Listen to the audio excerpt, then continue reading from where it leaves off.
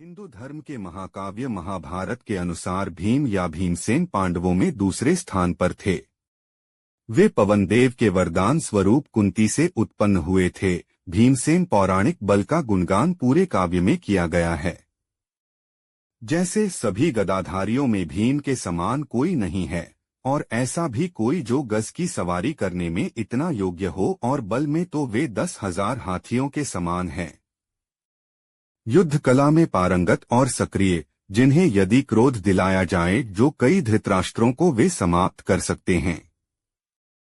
सदैव रोषरत और बलवान, युद्ध में तो स्वयं इंद्र भी उन्हें परास्त नहीं कर सकते। यह गदा युद्ध में बहुत ही प्रवीण थे एवं द्रोणाचार्य और बलराम के शिष्य थे। युधिष्ठिर के राजसूय यज्ञ में राजाओं की कमी होने पर उन्होंने मगध के शासक जरासंध को परास्त करके 86 राजाओं को मुक्त कराया। महाभारत के युद्ध में भीम ने ही सारे कौरव भाइयों का वध किया था। इन्हीं के द्वारा दुर्योधन के वध के साथ ही महाभारत के युद्ध का अंत हो गया। जन्म युधिष्ठिर के जन्म के बाद पांडु बहुत प्रसन्न हुए और उसने अपनी पत्नी कुंती से एक बलवान पुत्र की भी मांग की। कुंती ने पवनदेव की सहायता से भीमसेन को जन्म दिया। भीम के बचपन के बल को लेकर एक बहुत रोचक प्रसंग है। उसके अनुसार भीम को जन्म देते ही कुंती उसे पांडु के पास ले गई। पांडु भीम को देखकर ध्यान लगाने चल दिए। कुंती पांडु की प्रतीक्षा करते हुए कुटीर के बाहर बैठी हुई थी कि उसी समय वहां एक बाघ आ धमका। बाघ को देखकर कुंती बहुत डर गई। कुंती को ये तक याद नहीं रहा कि भीम उनके हाथ से छूट गया है।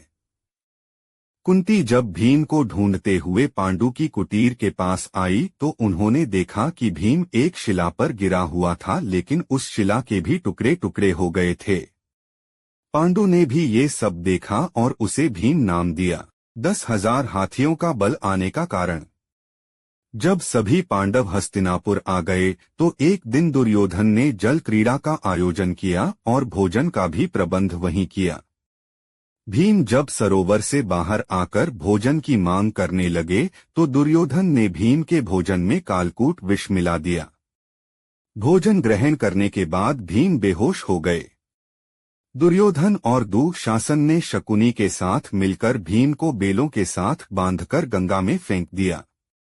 भीम बेहोशी में नागलोक जा पहुंचे। नागलोक में सर्पों द्वारा डसे जाने पर विष का प्रभाव कम हो गया। भीम ने नागलोक के सभी सर्पों को पटक पटक कर मारा। ये सब देखकर सभी सर्प नागराज तक्षक के पास गए। तक्षक ने भीम को दंड देने का आदेश दिया।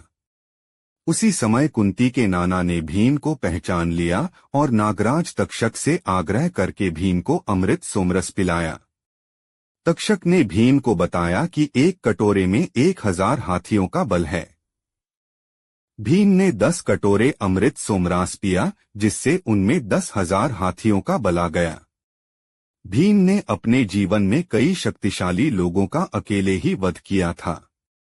आओ जानते हैं उन 5 महारथियों को जिनको भीम ने मौत के घाट उतार दिया। 1. जरासंध। सम्राट मगधराज जरासंध को मारना असंभव था। वह कंस का श्वसुर था। उसे वरदान था कि उसके कोई 2 टुकड़े भी कर दे तो वह फिर से जुड़ा जाता था। भीम और जरासंध का अखाड़े में भयंकर मल्ल युद्ध हुआ। भीम ने उसके कई बार 2 टुकड़े कर दिए, लेकिन वह फिर से जुड़कर भीम से लड़ने लगता। 14वें दिन श्रीकृष्ण ने एक तिनके को बीच में से तोड़कर उसके दोनों भाग को विपरीत दिशा में फेंक दिया। भीम श्रीकृष्ण का यह इशारा समझ गए और उन्होंने वही किया। उन्होंने जरासंध को 2 फाड़ कर उसके एक फाड़ को दूसरे फाड़ की ओर तथा दूसरे फाड़ को पहले फाड़ की दिशा में फेंक दिया। इस तरह जरासंध का अंत हो गया। 2. हिडिंब का वध। एक राज 5 पांडव जंगल में सो रहे थे। जंगल में राक्षस हिडिंब का आतंक था। उसकी पुत्री हिडिंबा से उसने कहा कि मेरे लिए किसी मनुष्य का गोश्त लाओ। हिडिंबा जंगल में गई तो भीम को देखकर वो मोहित हो गई और मन ही मन उससे विवाह करने का सोचने लगी। वह भेष बदलकर भीम के समक्ष प्रस्तुत हो गई और तभी वहां हिडिंब आ धमका। उसने हिडिंबा से कहा कि क्या अकेले ही इस हष्टपुष्ट मानव को खाना चाहोगी क्या? हिडिंब ने भीम पर हमला कर दिया। हिडिंबा ने इस हमले में भीम का साथ दिया। फिर भीम और हिडिंब में भयानक युद्ध हुआ। अंत में हिडिंब मारा गया। फिर हिडिंबा के बहुत निवेदन करने के बाद कुंती ने उसका विवाह भीम से कर दिया। 3 कीचक का वध। भीम ने मत्स्य वंश के राजा कीचक का वध किया क्योंकि उसने द्रौपदी के साथ दुर्व्यवहार किया था। अज्ञातवास के दौरान 5 पांडव मत्स्य नरेश विराट की राजधानी में कंक, बल्लव, वृहन्नला, तंतिपाल तथा ग्रांथिक और सैरंध्री मान से निवास करते थे। वहां राजा विराट का साला कीचक अपनी बहन सुदेशना से भेंट करने आया। जब उसकी दृष्टि द्रौपदी पर पड़ी तो वह कामपीड़ित हो उठा तथा द्रौपदी से एकांत में मिलने के अवसर की ताक में रहने लगा। यह बात द्रौपदी ने भीम को बताई तो भीम बोले, तुम उस दुष्ट कीचक को अर्धरात्रि में नृत्यशाला में मिलने का संदेश दे दो। नृत्यशाला में तुम्हारे स्थान पर मैं जाकर उसका वध कर दूंगा। भीम ने ऐसा ही किया। 4 दुःशासन का वध। द्रौपदी के चीरहरण का बदला लेने के लिए भीम ने युद्ध के दौरान दुःशासन की छाती फाड़कर उसका रक्तपान किया था। इसके अलावा अभिमन्यु को पीछे से मारने वाले दुःशासन के पुत्र दुर्मासन को भी उन्होंने ही मारा था। 5 दुर्योधन का वध। भीम और दुर्योधन का गदा युद्ध हुआ। भीम कई प्रकार के यत्न करने पर भी दुर्योधन का वध नहीं कर पा रहे थे क्योंकि दुर्योधन का शरीर वज्र के समान कठोर था।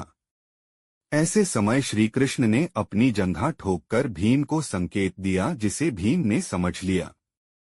तब भीम ने दुर्योधन की जंघा पर प्रहार किया और अंत में उसकी जंघा उखाड़कर फेंक दी। वह खून में लथपथ होकर रणभूमि पर गिरा हुआ था। बाद में दुर्योधन की मृत्यु हो गई। लाइक, सब्सक्राइब, शेयर करें।